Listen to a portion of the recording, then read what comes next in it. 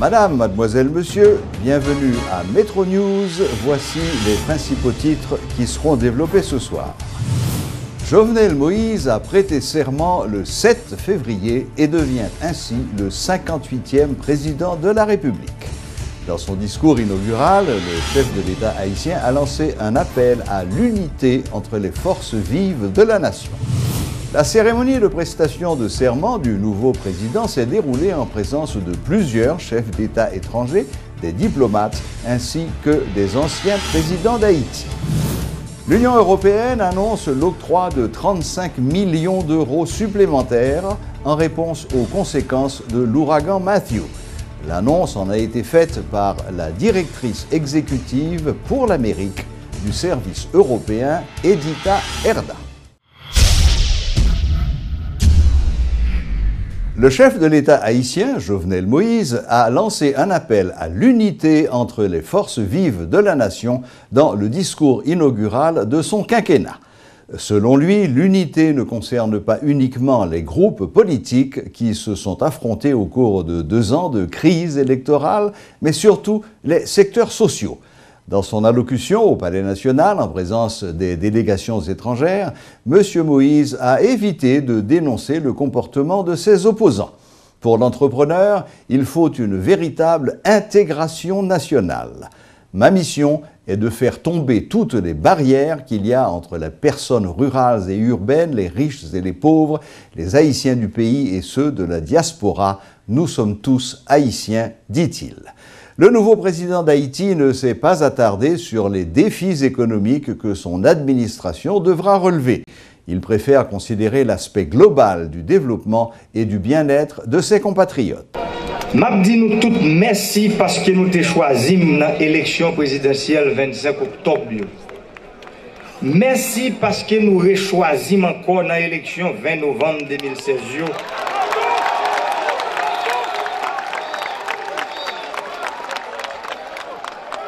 Nous mettons le président à un seul coup de clé.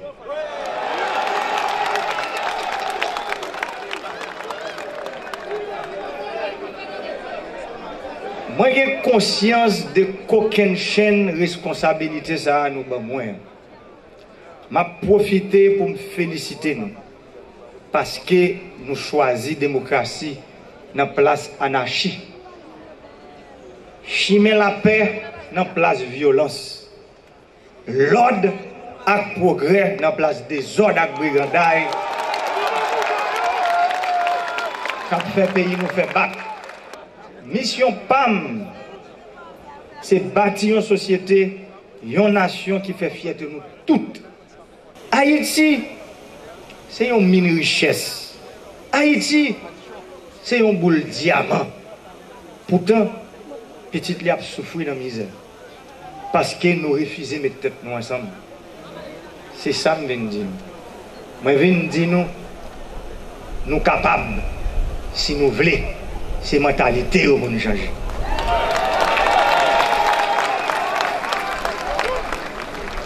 Compatriotes, moi, jour arrivé pour nous mettre terre, rivière, soleil, là, avec nous ensemble, pour nous développer le pays. J'ai besoin de tout le monde, tout ancien candidat, tout le monde qui a voté pour moi, tout le monde qui n'a pas voté pour moi, ni le monde qui n'a pas voté du tout. Nous avons besoin de tout le monde.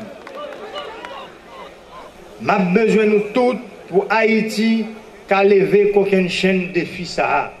Sous mon administration, jamais, plus jamais, la justice et les institutions haïtiennes ne pourront être instrumentalisées à des fins de persécution politique.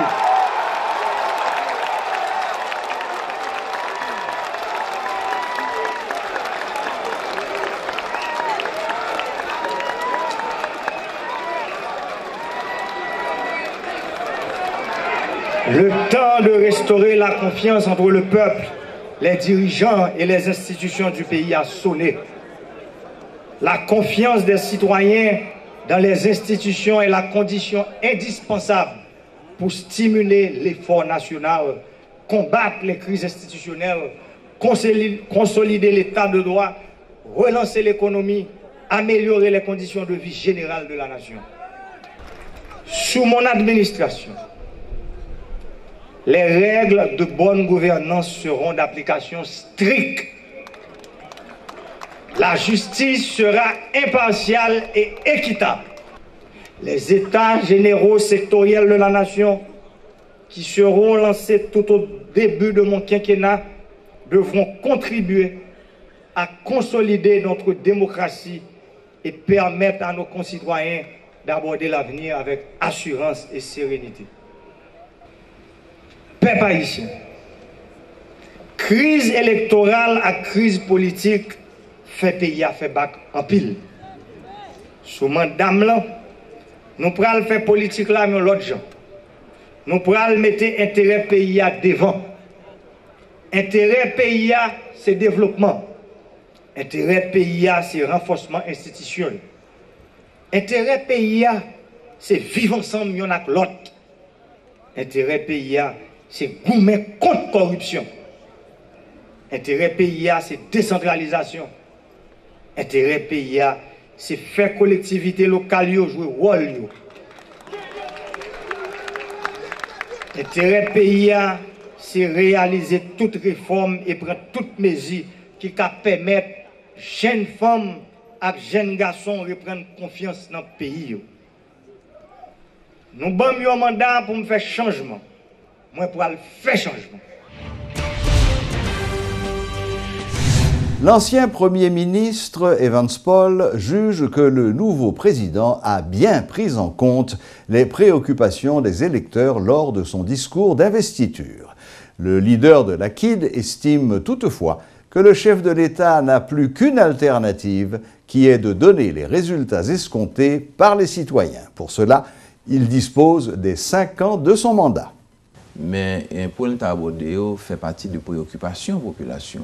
Il est clair que le système de justice nous est malade. Il n'est pas seulement maladie côté instrumentalisé. Et ça qui arrive. Et moi, bien content que le président prenne engagement public, que pas bien ça. Pas bien ça veut dire, à mon avis, justice là pour fonctionner en toute indépendance, sans influence exécutive là. C'est ce que ça veut dire. Et il n'est pas lui-même, s'il a un problème à un monde, un juge, un instant judiciaire, font une combinaison avec lui, un petit avantage, il ne peut pas le faire ça, c'est ça le dit, il ne peut pas le faire. Et je pense que c'est un bon bagage, c'est nous prendre au mot. Moi-même, dans la compréhension, pas moi, c'est garanti l'indépendance des trois pouvoirs, mais garanti toute la dignité des trois pouvoirs, mettre l'État en État. Il a dit que j'ai la volonté de mettre l'État en État. Aura-t-il les moyens de sa politique? Ah, il faut d'abord les intentions. De mettre l'État en État. Qu'est-ce que ça veut dire? C'est beaucoup. Oui. C'est essentiel. Ça ne va pas souhaiter le faire que les comporter en dictateur. Pas de dictature encore en Haïti. Non, je pose une question. On va pas aimer que le comporter en dictateur. Que l'abuser de privilèges les gagne. Ça, c'est pour les bagailles là. Et que pas toujours qu'il y ait un équilibre de responsabilité qui fait qu'ils continuent à respecter même si ils ne sont pas d'accord avec lui. Et c'est toute une culture parce que M. Moïse te dit hier, par un côté, on montre mon président. Il y a toute une culture pour lui attentif à tout ça qu'on a dit et pour lui la capacité de faire les bons choix. Sans distinction? Oui, président tout haïtien sans distinction, c'est normal. Mais c'est une parole. C'est la Constitution qui dit au président tout haïtien. Mais tout est dans la façon de faire. Et le président tout haïtien, pas veut dire tolérer tout haïtien faire ça. Il y a toute une nuance là-dedans. C'est une phrase simple, mais à la fois complexe. Mais au niveau du comportement, je pense que le président, il faut toujours montrer humble. Il faut toujours montrer attentif. Il faut éviter polémique. Ronnie Desroches dit avoir particulièrement apprécié les points ayant trait au renforcement du lien social et à la cohésion nationale dans l'adresse à la nation prononcée par le président Moïse à l'occasion de son investiture. Le directeur exécutif de l'initiative de la société civile note aussi que le nouveau chef d'État n'a pas prôné une confrontation entre les classes sociales, au contraire de beaucoup d'autres avant lui.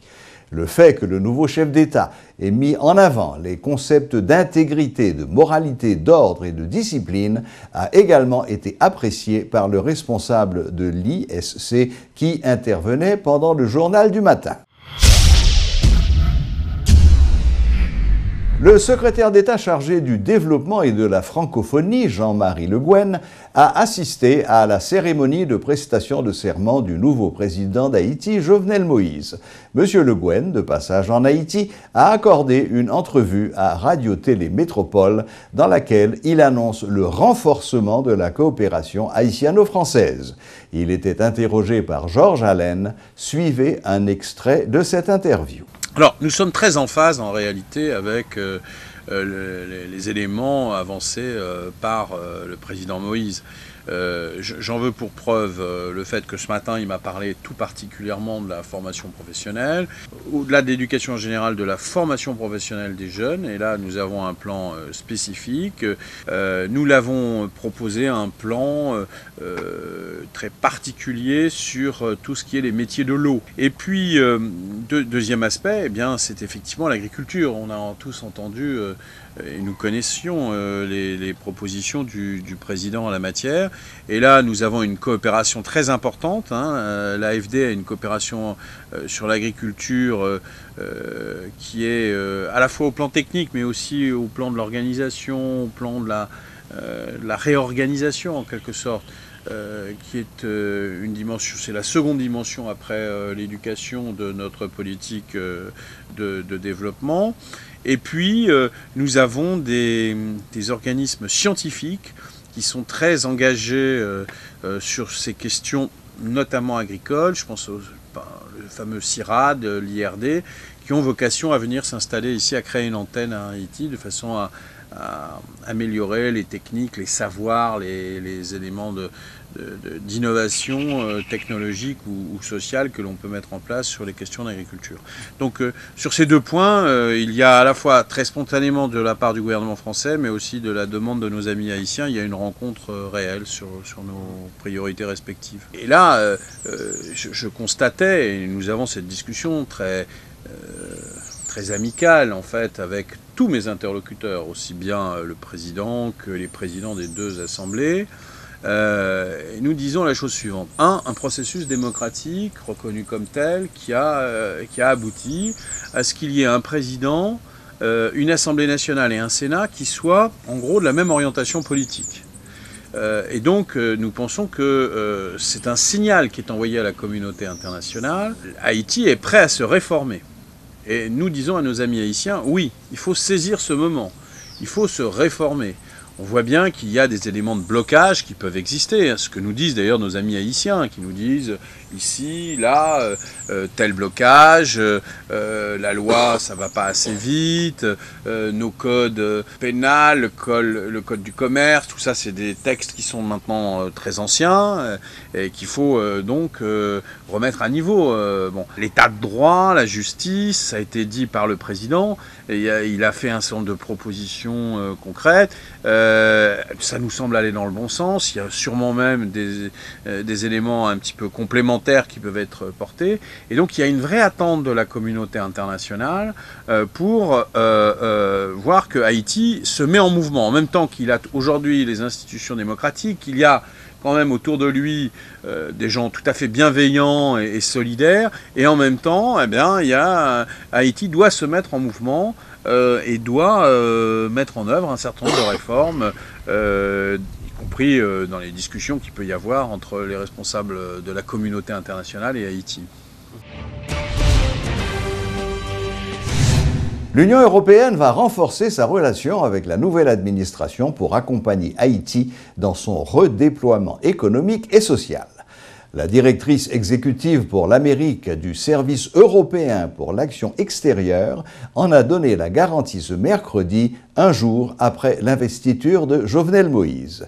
Edita Erda a parlé à la presse suite à sa rencontre avec le nouveau président. La représentante de l'Union européenne à la cérémonie d'investiture a confirmé l'octroi de 35 millions d'euros supplémentaires en réponse aux conséquences de l'ouragan Matthew. Je suis heureuse d'avoir pu informer le président d'une nouvelle enveloppe d'aide de 35 millions d'euros que l'Union européenne apporte aujourd'hui pour répondre aux défis suite au passage de l'ouragan Matthew.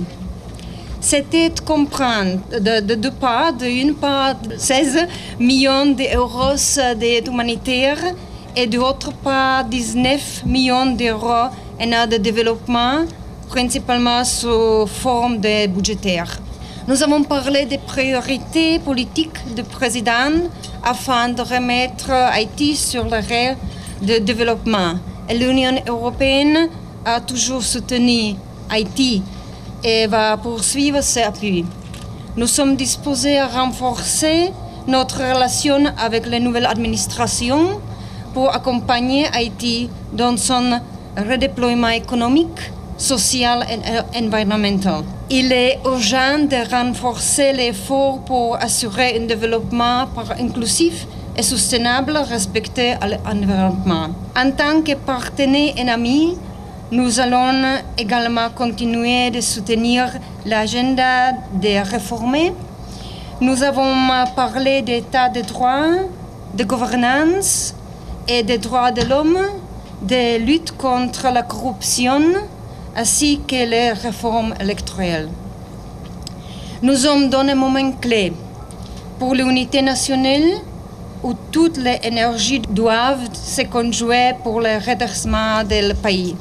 Toutes les institutions, y compris le Parlement, ont une responsabilité et un rôle de jouer pour inscrire Haïti sur la voie de développement et de l'amélioration des conditions de vie des citoyens. Formila Valas continue d'exiger du Conseil électoral la vérification des votes. La coordinatrice de cette formation politique et ancienne candidate à la présidence, Maryse Narcisse, ne veut pas reconnaître la victoire de Jovenel Moïse en dépit de sa prestation de serment. Visiblement offusquée, Madame Narcisse annonce le début d'une nouvelle phase de protestation anti-Jovenel.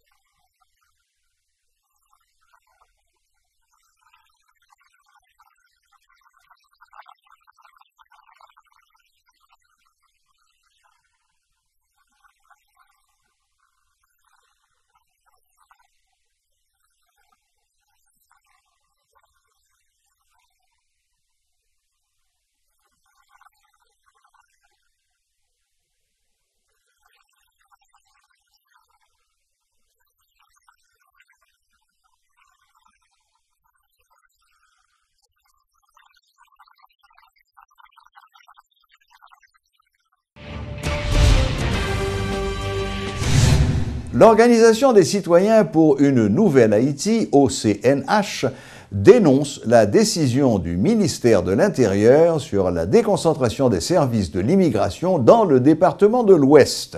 Lors d'une conférence de presse ce mercredi, le coordonnateur général de l'OCNH, Camille Oxius, a indiqué que l'immigration devrait avoir des annexes à travers les 10 départements du pays, car ceux qui sont dans les provinces aussi ont droit à une identité.